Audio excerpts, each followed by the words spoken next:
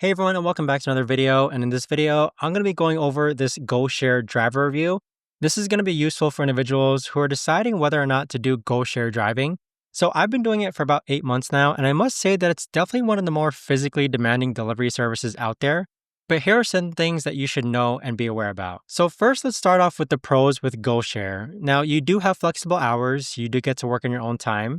And the biggest advantage is that GoShare pays way better than a lot of delivery apps that I've tried out because you're helping people move furniture, appliances, and large items, so the payouts are usually much higher. But the downside is that you need a pickup truck, van, or a large SUV to do most of the deliveries, and it can be physically demanding work.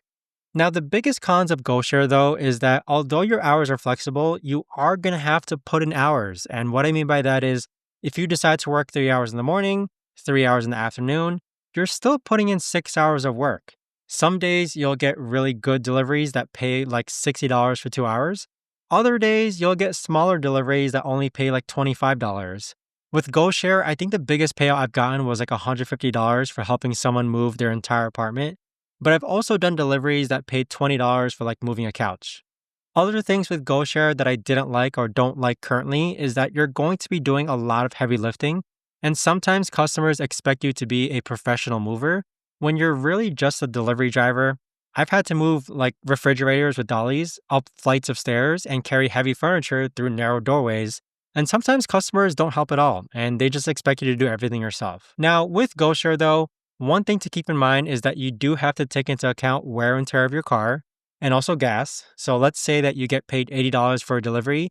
About like $55 of that should actually be yours because wear and tear, it's a real thing, especially because you're moving heavy items in your vehicle and driving longer distances. In addition to that, gas, of course, driving to pick up items and then deliver it to the actual location. Now, with GoShare, there can be some downtime depending on your area because it's not as popular as food delivery apps and people don't move furniture every day.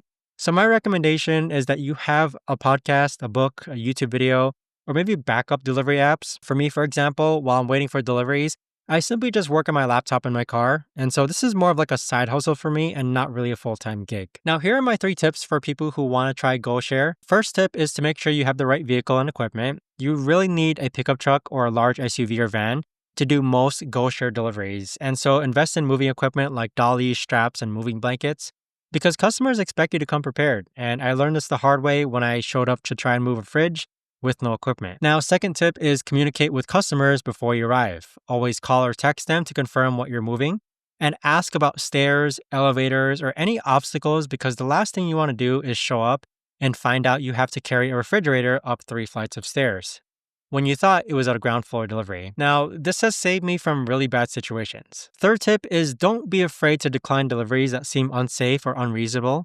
If someone wants you to move a piano by yourself or carry something extremely heavy without help, just say no. Like, it's not worth getting injured over a delivery.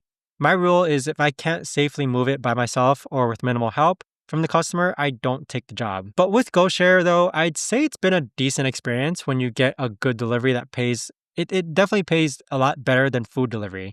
And some customers are really appreciative and tip well. GoShare support is also pretty good when you run into issues like damaged items or customers who aren't home. So with that being said, if you're considering trying GoShare, I'd say just try it out. You won't know until you try it out, but make sure you're physically prepared for heavy lifting and have the right vehicle for the job. But I hope you found this video helpful, everyone. If you guys have any questions, let me know in the comments down below.